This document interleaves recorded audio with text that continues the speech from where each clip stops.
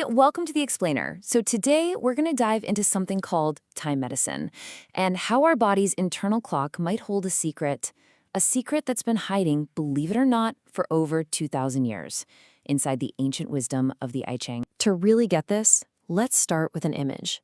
Picture yourself, you're a small fish, right? And you're swimming in this massive river. That river, that water rushing all around you, that's time. It's constantly moving, always changing. And you have a choice. You can swim with that current, or you can fight against it. So that brings up the big question, doesn't it? How do we navigate that flow? How can we move through our lives with a sense of balance, health, and maybe even a little bit of grace?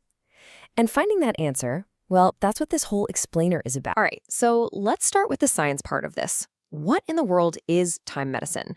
You can think of it as the modern, high-tech map for that river we were just talking about. At its absolute core, time medicine is all about aligning our crazy, busy daily lives with our body's own internal rhythm, a field known as chronobiology.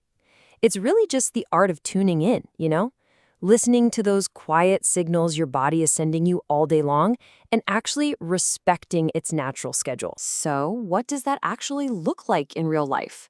Well, it turns out your body runs on this incredibly precise clock. I mean, check this out. Around 6 a.m., your body pumps out cortisol. That's basically your built-in alarm clock saying, hey, get up.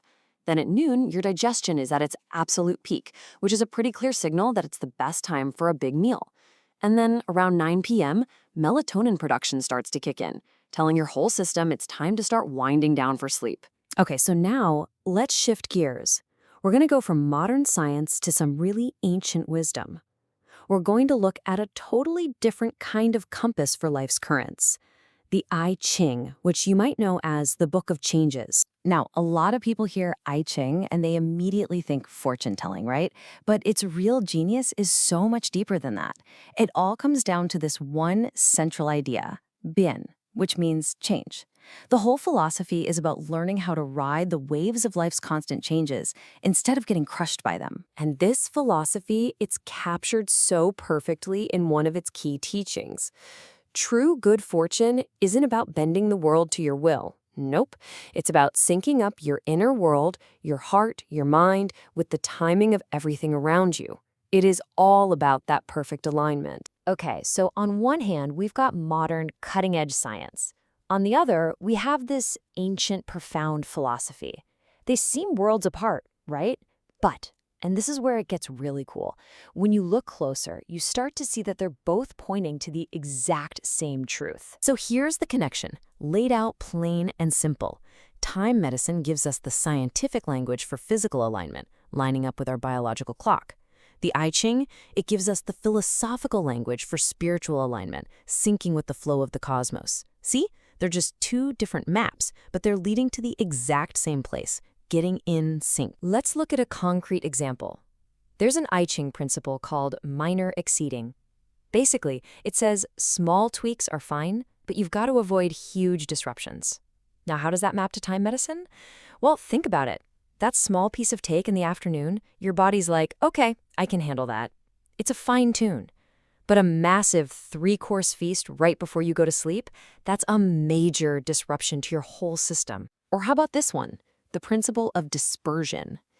The I Ching says this is a time for release, for letting go. Biologically, that lines up perfectly with our body's own detox schedule. I mean, our liver's peak detox time is around 11 p.m. So the ancient advice to let go of what weighs you down is literally what our body is trying to do physically at that exact time. And then there's inner truth, which is all about being authentic. The idea here is that when you're honest with yourself, you create this resonance. From a time medicine point of view, the morning is this super important window where you can set your frequency for the whole day.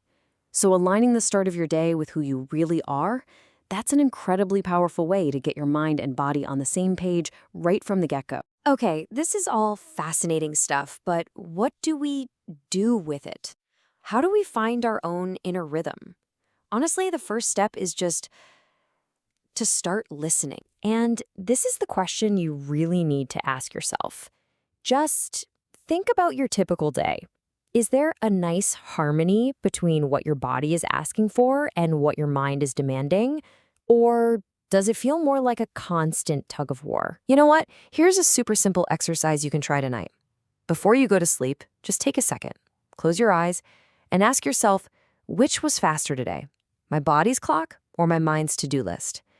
Did you find yourself ignoring hunger just to finish one more email? Did your thoughts just keep racing and racing long after your body was screaming for rest? Just noticing. That's the first step. That's huge. And all of this leads to the most important point of all.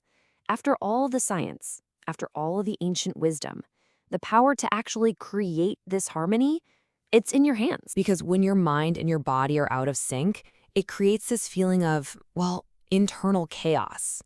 It's like you're listening to a song where the drummer is playing a fast rock beat, but the melody is a slow ballad. It just feels wrong. It's jarring, and it's super stressful. So let's put it all together. Time medicine. It tells us that our life has a biological beat. The I Ching, it reminds us that this beat is always changing, always in flux. And the most important piece of the puzzle? You. You are the conductor of your own rhythm. You're the one who can listen to both and bring them together in perfect harmony. So I'm going to leave you with this one question to think about. After everything we've talked about today, what's just one small change, just one little thing you can make tomorrow to start honoring your own unique rhythm? Thanks for joining me on The Explainer.